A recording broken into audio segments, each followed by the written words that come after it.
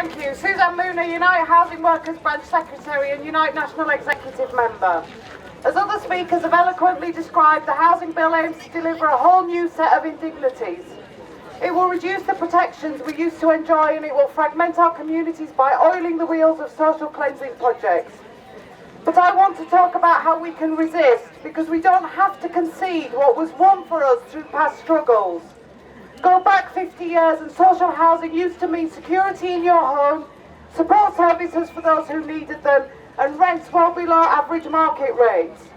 Private renters used to be able to get decent property at reasonable rates and enjoy protection from unscrupulous landlords. Decent housing wasn't a luxury, but a right. But it was a right that was won by the working class through mass protest, mass resistance, and social and industrial unrest. As the Industrial Revolution brought more and more people into towns and cities, it was the insecurity of tenants, the strain of being constantly at the mercy of the landlord class, the filth and the overcrowding that eventually brought that generation to the point where they were no longer willing to accept it. And they realised that if things were going to change, they were going to have to be the ones to change them. In Glasgow in 1915, when workers were fighting for their rights in the shipyards, they were forced to extend their demands to cover not just decent working conditions, but decent housing as well. They did exactly what we're doing today, demonstrating and campaigning. But they didn't stop there. As they took strike action in the shipyards, they also organised mass rent strikes. And when they were taken to court for non-payment, 30,000 people marched through Glasgow in protest and formed a wall of resistance when the bailiffs came. Against the backdrop of the First World War, the housing movement that had begun in Glasgow started to spread throughout England. And through their actions, they won. They won rent caps and tenants' rights and forced changes to the law. Throughout history, these struggles have won our class the right to a decent home, as well as the right to fair pay and decent working conditions when we had them. So now we can be inspired by their struggles, and we have to be, because we're going backwards. The conditions they suffered. No, we want rent controls, proper rent controls. Aligned to a limit based on average pay. We want to make landlordism less profitable. We want a massive programme of council house building, as in Liverpool in the 1980s. We need much more than the drop in the ocean our mainstream parties are offering us. We want security of tenure, whether you're in social housing, council housing or the private sector.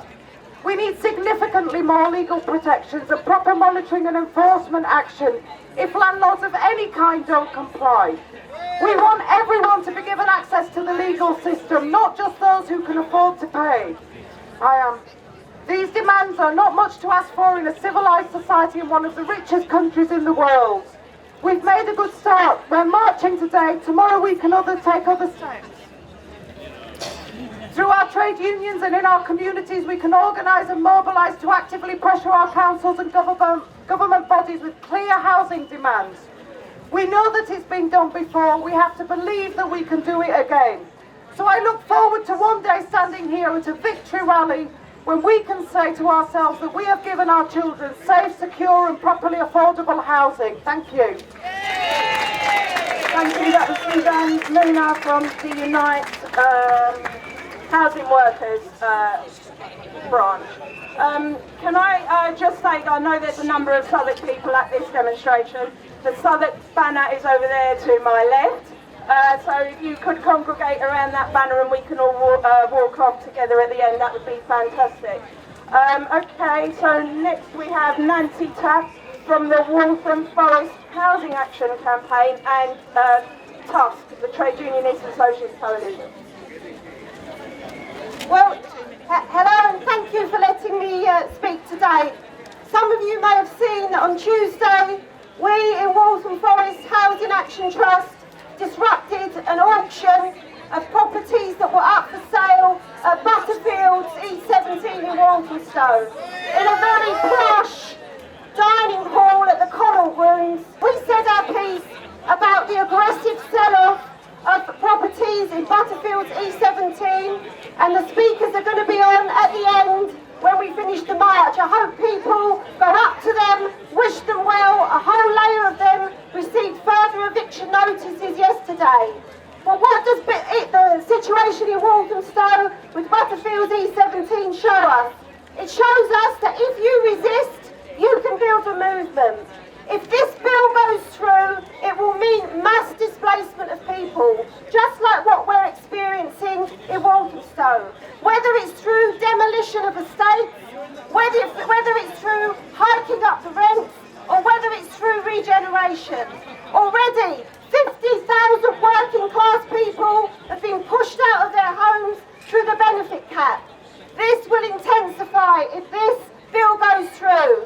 So we are saying one of the first slogans that we should say out of this bill is, I am not moving. I won't pay, I will stay, and I'm not moving. And this invokes the memory of the poll tax.